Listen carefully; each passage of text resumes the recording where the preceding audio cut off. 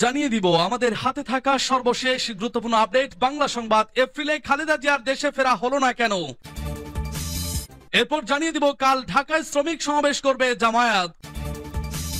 আরো জানিয়ে দিব আদালত অবমাননার অভিযোগে হাসিনা সহ দুজনকে কারণ দর্শানোর নির্দেশ। আরো জানিয়ে দিব অভিনেতা সিদ্দিক 7 দিনের রিমান্ডে। এদিকে ছুটির 3 দিনে ঢাকায় টানা সমাবেশ। এবং সর্বশেষ জানিয়ে দিব ব্রাহ্মণবাড়িয়ায় 2 গ্রামবাসীর সংঘর্ষে বৃদ্ধ নিহত। শুনছিলেন সংবাদ শিরোনাম, এখন বিস্তারিত। তবে তার আগে অনুরোধ থাকবে ভিডিওটিতে একটি লাইক এবং কমেন্টস করে জানিয়ে দিন আজকের এই ভিডিও সম্পর্কে আপনার মূল্যবান মতামত। আর অবশ্যই এই ভিডিওটি আপনার ফেসবুক সোশ্যাল মিডিয়ায় শেয়ার দিয়ে ছড়িয়ে দিন আর জানিয়ে দিন আপনি কোন জেলা থেকে বা কোথা থেকে আমাদের সংবাদটি শুনছেন এবং দেখছেন। অনুরোধ থাকবে আপনি যদি আমাদের এই চ্যানেলটিতে নতুন হয়ে থাকেন তাহলে অবশ্যই চ্যানেলটি সাবস্ক্রাইব করে পরবর্তী আপডেট সংবাদ পেতে চোখ রাখুন আজকের বাংলা খবরে। এপ্রিলে খালেদা জিয়ার দেশে ফেরা হলো না কেন? বিএনপি চেয়ারপারসন ও সাবেক প্রধানমন্ত্রী খালেদা জিয়াকে এপ্রিলের শেষ সপ্তাহের মধ্যে লন্ডন থেকে দেশে ফেরাতে সরকারকে অনুরোধ করেছিল বিএনপি। তবে বিশেষ এয়ার অ্যাম্বুলেন্সের ব্যবস্থা না হওয়ায় তার দেশে ফেরা কিছুটা পিছিয়েছে। আশা করা হচ্ছে এয়ার অ্যাম্বুলেন্সে ঠিক হলে শিগগিরই দেশে ফিরবেন তিনি। পররাষ্ট্র মন্ত্রণালয়ে দায়িত্বশীল এক কর্মকর্তা ঢাকা পোস্টকে এই তথ্য জানান তিনি। এই কর্মকর্তা বলেন, বিএনপির অনুরোধের প্রেক্ষিতে এপ্রিলের মধ্যেই খালেদা জিয়াকে দেশে ফেরানোর চেষ্টা করা হয়। তবে বিশেষ এয়ার অ্যাম্বুলেন্সের ব্যবস্থা হতে কিছুটা সময় লাগছে, সেজন্য নির্দিষ্ট সময়ের অনুরোধ রক্ষা করা যায়নি। এছাড়া খালেদা জিয়ার শারীরিক অবস্থার কথাটাও চিন্তা করতে হবে। আশা করা হচ্ছে তিনি শিগগিরই দেশে ফিরবেন। জানতে চাইলে পররাষ্ট্র উপদেষ্টা মোহাম্মদ তৌহিদ হোসেন বলেন, তাকে দেশে ফেরাতে পররাষ্ট্র মন্ত্রণালয় কাজ করছে। কূটনৈতিক সূত্রগুলো বলছে খালেদা জিয়ার সঙ্গে তারেক রহমানের স্ত্রী জোবাইদা রহমান এবং খালেদা জিয়ার প্রয়াত ছোট ছেলে আরাফাত রহমান কোকোর স্ত্রী সৈয়দা শর্মিলা রহমানও দেশে ফিরেছেন। খালেদা জিয়া সহ 8 সদস্যের একটি প্রতিনিধি দলকে দেশে ফেরানোর তালিকা সরকারের কাছে দিয়েছে বিএনপি। খালেদা জিয়াকে লন্ডন থেকে দেশে ফেরাতে গত 17 এপ্রিল কাতারের বিশেষ এয়ার অ্যাম্বুলেন্সের ব্যবস্থা করতে বিএনপির মহাসচিব মির্জা ফখরুল ইসলাম আলমগীর অন্তর্বর্তী সরকারের পররাষ্ট্র উপদেষ্টা মোহাম্মদ তৌহিদ হোসেনকে চিঠি লিখেছেন। চিঠিতে বলা হয়, সাবেক প্রধানমন্ত্রী খালেদা জিয়া উন্নত চিকিৎসার জন্য বর্তমানে লন্ডনে রয়েছেন। তার শারীরিক অবস্থা স্থিতিশীল তবে আশঙ্কামুক্ত নয়। তথাপি তিনি এপ্রিলের শেষ সপ্তাহে দেশে ফিরতে আগ্রহ প্রকাশ করেছেন। তার শারীরিক অবস্থা বিবেচনায় চিকিৎসক বিশেষ এয়ার অ্যাম্বুলেন্স করে দেশে ফেরাতে পরামর্শ দিয়েছেন। খালেদা জিয়া 2018 সালে একটি দুর্নীতির মামলায় গ্রেপ্তার হয়ে পুরান ঢাকার কেন্দ্রীয় কারাগারে বন্দী ছিলেন। কোভিড-19 মহামারীর সময় বিগত সরকার তাকে বিশেষ বিবেচনায় কারামুক্তি দেয়।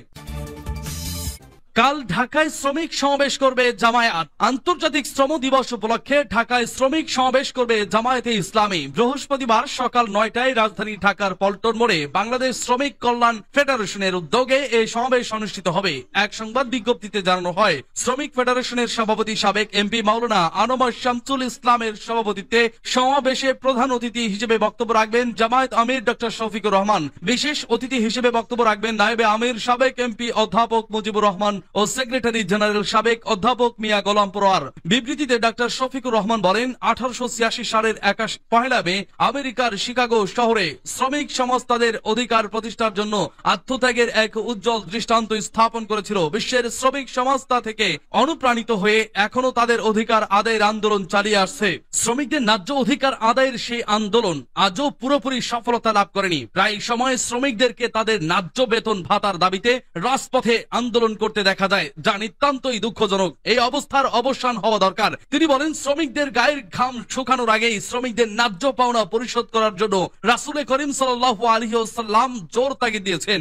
শ্রমিকদের মর্যাদা রক্ষার জন্য রাসূল করিম সাল্লাল্লাহু আলাইহি ওয়াসাল্লামের নির্দেশনা বাস্তবায়নের মধ্যে মালিক শ্রমিক উভয়ের জন্যই প্রকৃত কল্যাণ নিহিত রয়েছে। তিনি আরো বলেন, শ্রমিক সমাজকে ন্যায্য অধিকার থেকে অনেক ক্ষেত্রেই বঞ্চিত হতে দেখা যায়। কলকারখানা ও উৎপাদন সেক্টরগুলোতে মালিক শ্রমিক দ্বন্দ্ব প্রায় লেগেই থাকে। বেতন ভাতা সহ ন্যায্য অধিকারের দাবিতে আন্দোলনরত শ্রমিকদের অনেক ক্ষেত্রে ছাঁটাই হতে দেখা যায়। হামলা মামলা দিয়ে হয়রানি করা হয় এবং অনেককে গুলি করে আহত ও নিহত করা হয়। এই অবস্থার অবসান প্রয়োজন। ইসলামী শ্রম নীতি চালু করার মাধ্যমেই শ্রমিক সমাজের প্রকৃত মুক্তি ও কল্যাণ নিশ্চিত হতে পারে। আদালত অবমাননার অভিযোগে হাসিনা সহ দুজনকে কারণ দর্শানোর নির্দেশ। আদালত অবমাননার অভিযোগে শেখ হাসিনা এবং ছাত্রলীগ নেতা শাকিল আলম বুলবুলকে কারণ দর্শানোর নির্দেশ দিয়েছেন আন্তর্জাতিক অপরাধ ট্রাইব্যুনাল। 15 মের মধ্যে তাদের জবাব দাখিল করতে বলা হয়েছে। বুধবার আন্তর্জাতিক অপরাধ ট্রাইব্যুনালে শেখ হাসিনার বিরুদ্ধে আদালত অবমাননার অভিযোগ দায়ের করা হলে এই আদেশ দেন ট্রাইব্যুনাল। 227 জনকে মারার লাইসেন্স পেয়ে গেছি, এই বক্তব্য শেখ হাসিনার মর্মে ফরেন্সিক প্রতিবেদন আদালতে উপস্থাপন করা হয়েছে। তার প্রেক্ষিতে এই আদেশ দেন ট্রাইব্যুনাল। এর আগে বিচার কাজে বাধা ও হুমকি দেওয়ার অভিযোগে সাবেক প্রধানমন্ত্রী শেখ হাসিনার বিরুদ্ধে আদালত অবমাননার অভিযোগ ওঠে। বুধবার দুপুরে আন্তর্জাতিক অপরাধ ট্রাইব্যুনালে মামলার শুনানিতে এই অভিযোগ আদালতকে জানায় প্রসিকিউশন। এদিন ট্রাইব্যুনালের বিচার কাজ বাধাগ্রস্ত করা এবং হুমকি দেওয়ার অভিযোগে শেখ হাসিনার বিরুদ্ধে ট্রাইব্যুনালে আদালত অবমাননার অভিযোগের উপর শুনানি হয়। এর আগে শেখ হাসিনার এমন অডিও রেকর্ড পাওয়ার কথা জানিয়েছিল প্রসিকিউশন টিম। পরে আদালত এই আলামত ফরেনসিক করার আদেশ দিয়েছিল। অভিনেতা সিদ্দিক 7 দিনের রিমান্ডে।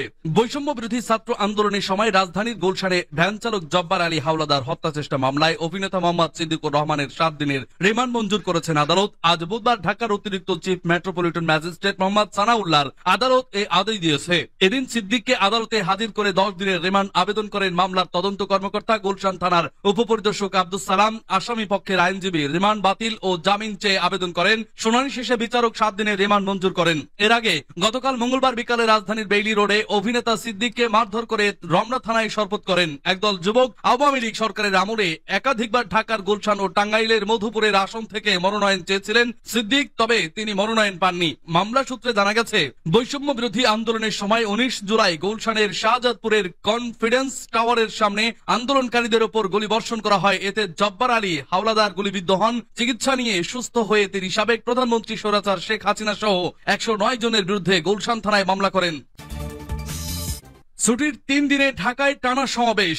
কাল থেকে শুরু হচ্ছে টানা 3 দিনের সরকারি ছুটি। এই ছুটিতে ঢাকায় 3টি দল ও সংগঠন পৃথক জনসমাবেশের কর্মসূচি ঘোষণা করেছে। এসব কর্মসূচি ঘিরে এই কয়েকদিন রাজধানীতে ব্যাপক জনসমাগমের সম্ভাবনাও রয়েছে। কর্মসূচি অনুযায়ী আগামীকাল বৃহস্পতিবার আন্তর্জাতিক শ্রমিক দিবসে নয়াপল্টনে শ্রমিক সমাবেশ করবে বাংলাদেশ জাতীয়তাবাদী দল বিএনপি। সমাবেশে বিএনপি মহাসচিব মির্জা ফখরুল ইসলাম আলমগীর প্রধান অতিথি হিসেবে বক্তব্য রাখবেন। এছাড়াও সবাই ভার্চুয়াল যুক্ত থাকবেন দলটির ভারপ্রাপ্ত চেয়ারম্যান তারেক রহমান। এদিন রাজধানীর বাইরেও নারায়ণগঞ্জ, মুন্সিগঞ্জ, গাজীপুর, নরসিংদী, মানিকগঞ্জ ও টাঙ্গাইল সহ আশেপাশের জেলা থেকে নেতাকর্মীরা অংশ নেন।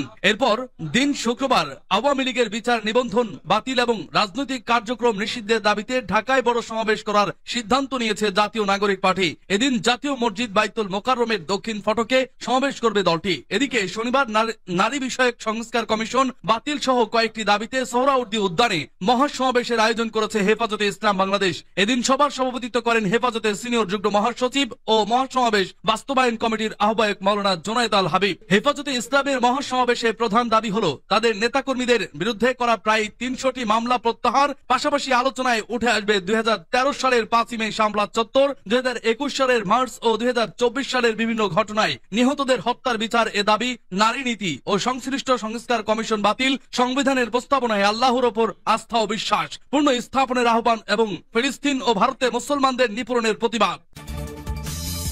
ব্রাহ্মণবাড়িয়ায় 2 গ্রামবাসীর সংঘর্ষে বৃদ্ধ নিহত। ব্রাহ্মণবাড়িয়ার নবীনগরে 2 গ্রামবাসীর মধ্যে রক্তক্ষয়ী সংঘর্ষে আজিজ মিয়া নামে এক বৃদ্ধ নিহত হয়েছেন। এ সময় আহত হয়েছেন আরো অন্তত 20 জন। মঙ্গলবার বিকেলে উপজেলার সলিমগঞ্জ ইউনিয়নের বাড্ডা ও বাড়াইল গ্রামের মধ্যে এই ঘটনা ঘটে। আজিজ মিয়া উপজেলার বাড্ডা গ্রামের মুন্সি বাড়ির মৃত শরীফ উদ্দিনের ছেলে। পুলিশ ও এলাকাবাসী সূত্রে জানা গেছে, তিনি এপ্রিল উপজেলার সলিমগঞ্জ বাজারে ইসহাক মিয়ার দোকানে কমল পানীয় কিনতে গিয়ে দোকানদারের সঙ্গে বাড্ডা গ্রামের এক যুবকের ঝগড়া হয়। এ সময় জস মিয়ার ছেলে সহ 3 জন আহত হয়। খবর পেয়ে বাড্ডা গ্রামের লোকজন বাড়াইল গ্রামের একটি বাড়িতে আগুন ধরিয়ে দেয় এবং কয়েকটি বাড়ি ভাঙচুর করে। এরপর থেকে উভয় গ্রামের লোকজনের মধ্যে উত্তেজনা বিরাজ করছিল। 2 গ্রামে লোকজন আলাদা মিটিং করে দেশীয় অস্ত্রশস্ত্র নিয়ে হামলার প্রস্তুতি নেয়। বিষয়টি নিয়ে এলাকার গণমান্য ব্যক্তি ও প্রশাসনের সহযোগিতায় 1 মে সমঝোতায় বসার কথা ছিল, কিন্তু বাড্ডা গ্রামের লোকজন মঙ্গলবার দুপুরে বাড়াইল গ্রামের লোকজনের ওপর শ্রীগড় বাজারে হামলা করে। এ খবর ছড়িয়ে পড়লে উভয় গ্রামের লোকজন দেশীয় অস্ত্র নিয়ে রক্তক্ষয়ী সংঘর্ষে লিপ্ত হয়।